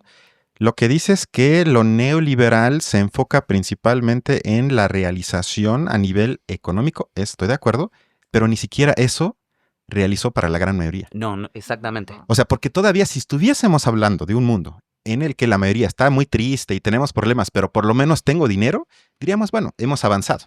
Pero hasta esa promesa, la principal, neoliberal, para la gran mayoría en todo el mundo no se hizo realidad. O sea, hasta en eso lo podríamos criticar. Y yo propondría como izquierda, nada más un comentario es, bueno, lleguemos a eso. Para mí ya sería un gran paso. Que ya no haya precariedad material de la gente y luego vemos lo demás, porque estoy de acuerdo que con eso no eres feliz. Hay otros problemas mucho más importantes, pero sin eso creo que estamos siempre a un paso del fascismo. Eso era como mi punto, nada más esa Pero aportación. es que yo creo que sí lo cumplió. O sea, es que yo creo que ahí hay como un gran problema. ¿La mayoría se realizó económicamente? No económicamente, porque no era la única, digamos, como intención. Pero es que vean que, por ejemplo, yo siento que únicamente bajo... bueno, ahorita fue el neoliberalismo. Yo diría el capitalismo en general. Pero únicamente bajo esto, por ejemplo, se está logrando resolver el problema de género. Cientos de años antes, miles de años, digamos, con patriarcado en la humanidad, sociedades de todo tipo, de todos colores y sabores, y en ninguno de esos lugares, nunca en la historia, había aparecido un movimiento en el que un grupo de mujeres ilustradamente dijera, ya basta. O sea, racionalmente somos iguales. Eso únicamente se pudo lograr en el capitalismo. En una muy buena medida, porque como decía Marx, disuelve esas otras, digamos, como distinciones sociales, tradicionales, ¿no? Lo del género es una de las distinciones más fuertes a lo largo de la historia y sorprendente, por lo menos a mí casi milagroso, que hoy en día se está casi disolviendo. Y lo mismo, digamos, la cuestión racial. Hace unos 100, 200 años ni siquiera eran consideradas personas. Y ahora ya muchos, por ejemplo, por lo menos en Estados Unidos y en Europa, ya hay muchísimo, yo creo, muchísimo avance en eso. El mayor avance lo dio Nike. Puede explotar a hombres y mujeres, negros y blancos, latinos y asiáticos. O sea, para mí, yo creo que hay ciertas tensiones dentro de la sociedad que surgieron, por ejemplo, del mayo del 68, que eso muchos autores lo identifican, que a partir como de los 60, los nuevos movimientos sociales surgen con nuevas demandas. Yo creo que perfectamente es capaz de cumplirlas. Estoy de acuerdo. Lo único ahí sería si hay una diversificación en cuanto al acceso a las élites o si hay una democratización en esa diversificación, porque sí veo una diversificación en las élites, pero no por eso hay menos gente que no entra y por ende su vida no es realizado ni siquiera a nivel económico. No, o sea, mi punto es que al final lo único que permanece es la división de clases. O sea, pero no quiere decir que el capitalismo y el neoliberalismo no cumplió al no disolver problemas. Es que sí lo hizo. Y sobre todo en Estados Unidos y en Europa, por lo menos desde los 80s, gente como Engelhardt, con sus teorías de la modernización, claro, ya estos países no tienen problemas de clase, solamente van a tener problemas porque ya son sociedades muy avanzadas. O sea, para mí yo creo que muchas de esas teorías se corresponden con eso, pero tenemos que decirlo. O sea, que en otras situaciones no se daba. Y en los marxismos de los 40s, 30s, 20s, el problema racista y de género estaba, pero no tan consolidado como, por ejemplo, eso contradice lo que hablamos la última hora entonces. Porque los líderes de extrema derecha justamente tienen un problema con todo eso. Que es como una especie de reacción ante todo eso. Es cierto, digamos, que se toma eso. Parecería que la vanguardia del neoliberalismo está en contra de las transformaciones que, según vos, impulsa el neoliberalismo. Por eso es que yo digo que ese tipo de transformaciones, el feminismo, el combate y la crítica a los racismos, no sé si lo asocio tanto al proyecto capitalista o esta fase racionalista de la Ilustración, sino que lo asocio más a esto tendiente a un proyecto de autonomía y de democratización que está también contenido en esa misma época. ¿Por qué lo digo? Porque el esclavismo, que es previo en existencia a la consolidación del sistema capitalista, pero después permanece, e incluso podríamos discutir si no se reactualiza en alguna de las condiciones productivas de ciertos países. Bueno, en todo caso ahí lo que habría que pensar es el capitalismo. ¿Le sirve o no le sirve en términos de acumulación y de producción de riqueza esa precarización extrema de las condiciones laborales? ¿Las combate, no las combate? ¿Es esta pugna de significaciones en torno a la ciudadanía y la democracia? ¿No es en todo caso la que busca reivindicar y reconocer derechos a esas partes de las sociedades que antes o son consideradas como partes inferiores o son considerados como alteridades sociales que no hay que contemplar? Y en ese marco yo lo que pienso es que las derechas vienen a reactivar esa constitución de alteridades, esa constitución de jerarquías, hay ciertos ciudadanos de primera y ciudadanos de segunda, hay personas que valen más, que valen menos, hay esfuerzos que valen más y que valen menos, y en ese ámbito entonces las luchas sociales por la reivindicación, por la igualdad, fraternidad y la libertad, mejor entendida que los libertarios, la libertad, ¿no? Bueno, esos son precisamente el blanco de ataque, porque me parece que resisten a la lógica central del neoliberalismo, que es la lógica de acumulación radicalizada, son las estadísticas que vemos, que nos resultan abrumadoras. No podemos decir que hay una realización económica, coincido con Cristian, una realización económica en el marco del neoliberalismo, porque en todo caso lo que se está realizando es el 1% de la población que acumula la misma cantidad de riqueza del 99% restante. Entonces ahí la propia utopía que propone, que traza el neoliberalismo, está incumplida, no se realiza. Pues es que todavía sigo pensando en la pregunta de qué leer para bueno, sí, la izquierda, ¿no? A mí me considera, bueno, yo considero más bien que podemos volver, ¿no?, a analizar estos discursos. Bueno, me llama la atención Rancière, ¿no?, con respecto a la forma de organización en términos políticos que justamente reivindica, ¿no?, estas subjetividades políticas que están surgiendo a raíz, pues, de estas preocupaciones, ¿no?, del surgimiento del neoliberalismo, pero justamente incumplido, porque finalmente tenemos a este 1% de la población que se enriquece, ¿no?, y que parece también que, por supuesto, concuerdo que las izquierdas pues no se tienen que alejar o no se han alejado del pensamiento liberal, ¿no?, que finalmente es lo que potenció para que la izquierda misma se constituyera, ¿no?, y reivindicara derechos sociales y políticos, ¿no?, de la época. Pero sí me hace ruido justamente que ni la utopía del neoliberalismo se ha cumplido, ¿no? Por eso a lo que yo mencionaba desde hace rato, cuando me refiero a que las cosas siguen igual, es esta tendencia del capitalismo imperial, ¿no?, que finalmente sigue consolidándose y sigue fuerte económicamente.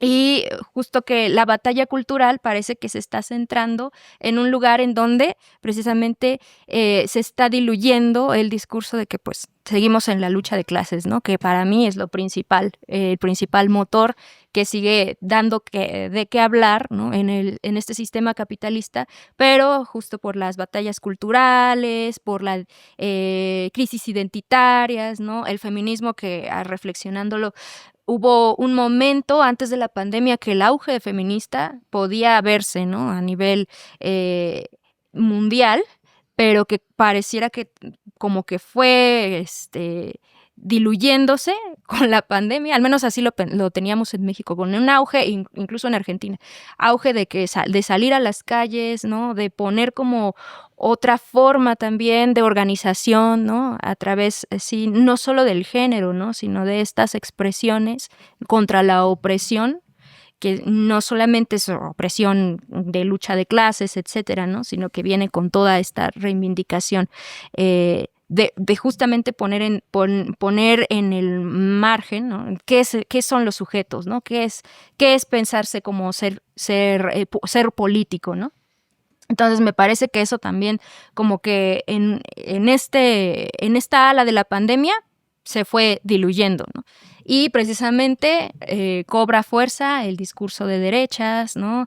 De precisamente cuestionar, obviamente, el sistema imperante, ¿no? Institucionalizado del FMI, pero precisamente para no poner o para poner en tela de juicio que ni siquiera el neoliberalismo del libre mercado se ha podido cumplir, ¿no?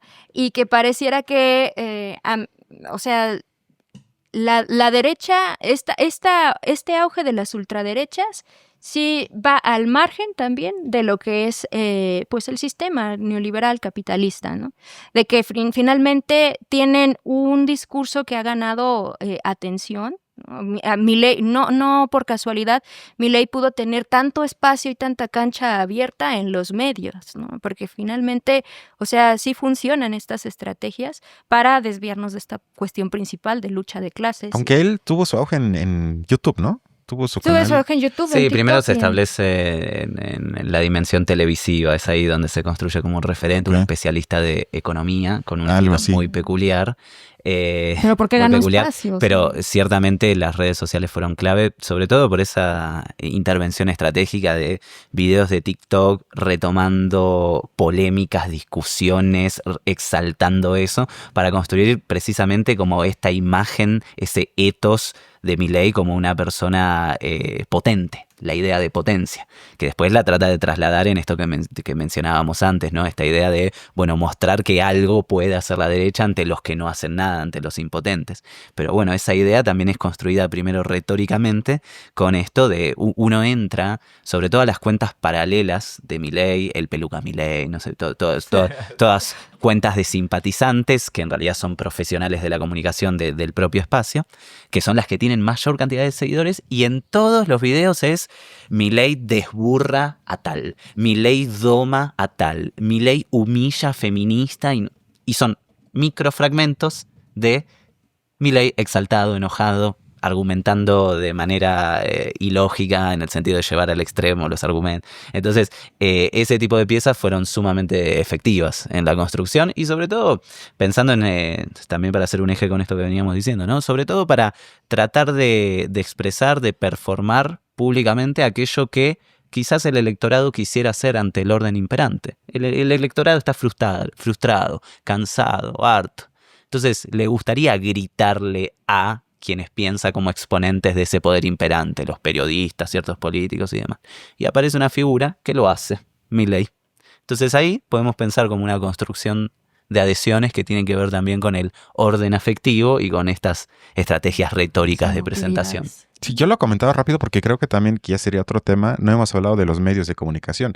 Y creo que no tiene que ver con que hay un interés. Sí, seguramente sí lo hay de los medios de que, bueno, queremos que gane Milei, por eso le dimos espacio. Sino el fenómeno comenzó a reflexionarse cuando gana Trump hace 8 años, que le daban cobertura a los medios que lo criticaban. Mira, otra locura que hizo el Pato Donald. Miren aquí, otra vez de misógino. Miren aquí. Y en vez de bajarlo en las encuestas, subía. Una notoriedad. Y Trump, y de hecho lo vimos en la película que analizamos del Aprendiz, muy buena película, que Trump se da cuenta de eso. Él maneja los medios. Él quiere dar la nota. Y en ese sentido es igual que López Obrador. Que ¿cómo le llamo a él? Que les doy miga, o ¿cómo le llamo? Que les doy... que comenta algo tipo que el sistema de salud en México es como el de Dinamarca.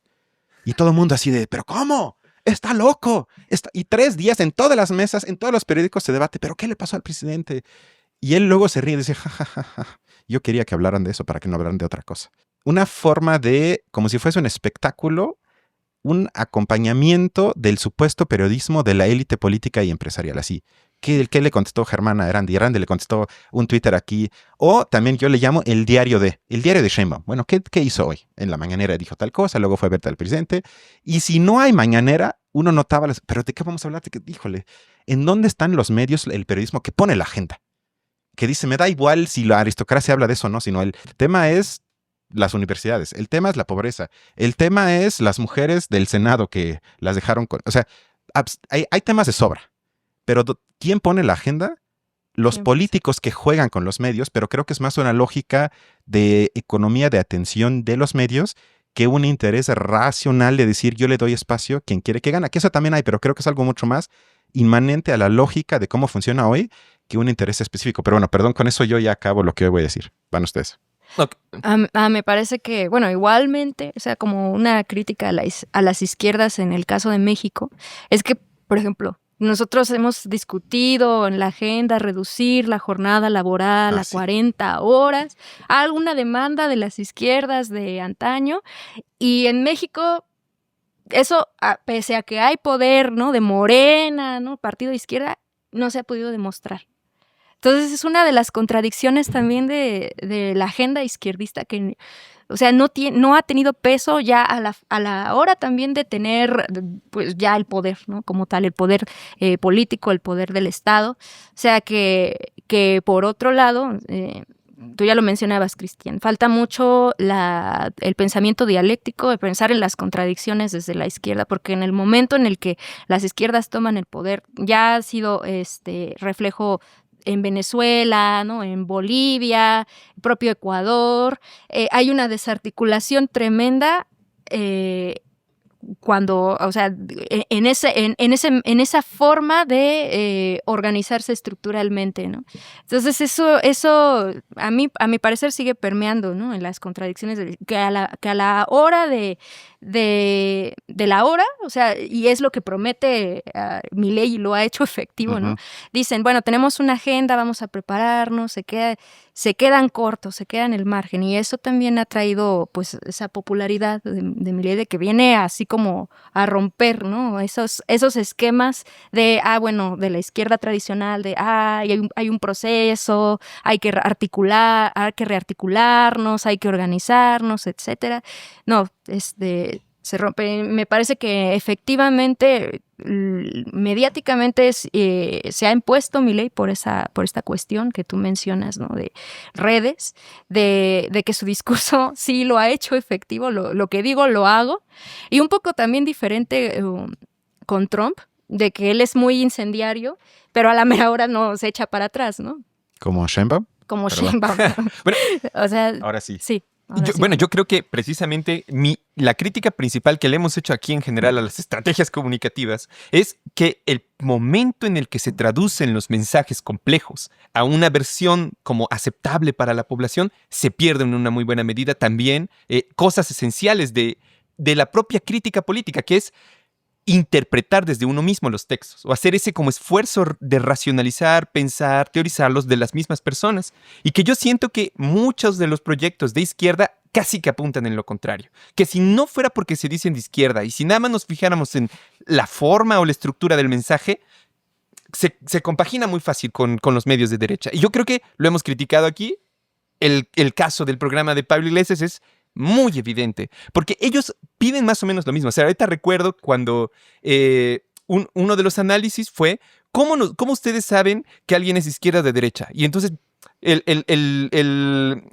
no recuerdo ahorita uno de los nombres de los analistas que está ahí, pero dijo algo así como, pues súper fácil, si está en contra de los derechos sociales, en contra de tal, mencionó así como 7, 8 cosas, ya saben, es enemigo. O sea, eso no es un análisis de ninguna manera. Y, digamos, yo creo que ese problema se reproduce en general, que, digamos, es algo que creo que pertenece a la ideología de nuestro tiempo, a también cierto infantilismo de las personas, y que, por ejemplo, aquí en México explota cada rato. Ahorita están las campañas de los jueces, que eso también es, bueno, no nos metamos en criticarlo, simplemente los propios spots de los jueces. No es, yo voy a proponer tales leyes, voy a proponer tal. Los spots de los jueces es tipo, vótame, conmigo la justicia se hace, o cosas así como, o hacen TikToks, o se ponen a bailar, sí. regalan cosas, es decir, todo menos un análisis real. ¿Y qué está pasando? Pues la gente de alguna manera va a tener que decidir con base en eso, la poca que vaya a ir, y lo mismo me parece que pasa, digamos, cuando Morena dice, claro, nosotros somos de izquierda, y aunque tengamos o sea, a lo mejor en la elección de 2018, no, pongan la de 2024, o sea, ya habían errores. ya se habían aliado con partidos que antes se repugnaban, como el PRI. Incluso, digamos, muchos de los altos cargos ya de Morena los ocupan personajes terribles de otras épocas. Y sin embargo, para las personas es suficiente con que diga, somos de izquierda, vótanos, para todas esas otras, digamos, características, hacerlas un poco a un lado y decir, bueno, voy a votarlos porque son Obrador, son la izquierda. Pero entonces lo que va a pasar es que en el momento en el que se cansen de eso, así también de fácil va a ser votarlos en contra. Que no importa, digamos, qué tipo de partidos sean o qué propuestas tengan. ¿Son izquierda?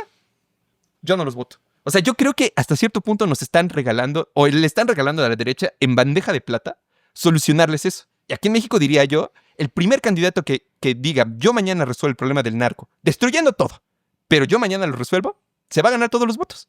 Eso es lo peligroso. Para mí es lo más peligroso. Pero que sinceramente, lo peor es que yo lo veo en la izquierda. O sea, yo no veo que los medios de izquierda estén intentando algo contrario. O sea, más bien siento que cada vez intentan parecerse más a ellos. Y de nuevo, Pablo Iglesias para mí sería el más grande ejemplo. Eres un facho. Me Sí, llama la atención en claro. Argentina cómo está, o sea, justamente comunicándose la izquierda o reorganizándose, si es Germán, posible. te tocan las palabras finales del programa Sí. de hoy. Como viendo varias cosas de lo que iban apareciendo en esta discusión, parecería entonces que hay ciertas tendencias que son transversales entre las izquierdas y las derechas, entre lo que identificamos partidariamente como izquierdas y derechas. Hay como tendencias de la época que parece que signan el modo en que concebimos y en que hacemos política, ¿no? Hablamos de los liderazgos de popularidad por encima de las instancias partidarias. No lo mencionamos, pero también es para pensarlo, cómo la opinión pública está polarizada en la mayoría de los países, cómo hay una tendencia a la polarización, y siempre que tenemos una polarización, lo que termina pasando es que la posibilidad de opciones intermedias, no en el sentido de pensar lo intermedio como promedio, ¿no? Sino la posibilidad de pensar alternativas y otras opciones políticas es cooptada por estos dos polos que logran centrar el debate en sí mismos. Y lo que surge también a la par de este proceso de polarización es también un efecto en el modo en que ejercemos las discusiones políticas que tiende a ser el de la moralización de las disputas políticas. Termina moralizándose lo que discutimos. No se discute las consecuencias de tal o cual programa socioeconómico, política pública y demás, sino que caemos más en un terreno de calificaciones, atribuciones, de valoraciones estéticas, morales, en los cuales construimos opciones. Parecería que el debate público muchas veces está gobernado por binarismos absolutos de los buenos contra los malos, que después además eso adquiere figuras particulares. Y pensamos en Milei, la casta versus los ciudadanos de bien, los argentinos de bien. Entonces, todo ese tipo de construcciones son las que están pregnando y las que muchas veces se constituyen como mecanismos que, como les decía, son transversales a las distintas ofertas partidarias que hay en un sistema político. Ante eso, me parece que la principal apuesta o el principal desafío es no caer en un fatalismo, ¿no? Esos diagnósticos que tienden a decir, bueno, parece que el mundo está destinado a ser gobernado por nuevas expresiones radicalizadas, autoritarias de las derechas, como si fuese, es verdad que lo podemos ver como una tendencia que está pasando en distintos lugares del globo, pero no necesariamente tiene que ser así. Hay que romper con esa idea fatalista de que el único universo posible es el advenimiento de los nuevos autoritarismos. Pueden surgir cosas nuevas, han surgido cosas nuevas, hay movimientos que luchan por expresiones más radicales de la democracias más radicales. Podemos pensar el estallido de Chile, podemos pensar en la consolidación del movimiento feminista en Argentina, podemos pensar en un montón de instancias en las cuales aparece el cuestionamiento a este orden imperante y que, bueno, es parte de la discusión ver hacia dónde nos conduce y de qué manera nos permite estructurar un modo de concebir nuestra realidad social que no sea un fatalismo dominado por la individualización, el autoritarismo y la descolectivización de todas nuestras instancias. Bueno, con esta nota positiva, Bueno, pues sí, con eso terminamos. Muchísimas gracias. Ya vieron que el problema en Argentina es mucho más complejo y que aparentemente también los argentinos pueden equivocarse. No, pues muchísimas gracias. Síganos en el canal. Vamos a seguir llevándole seguimiento a lo que pasa en Argentina, así como lo que pasa en México y en Estados Unidos. Y pues nada, nos vemos la siguiente semana. cuídense, hasta luego. Gracias por la Bye. invitación. Adiós.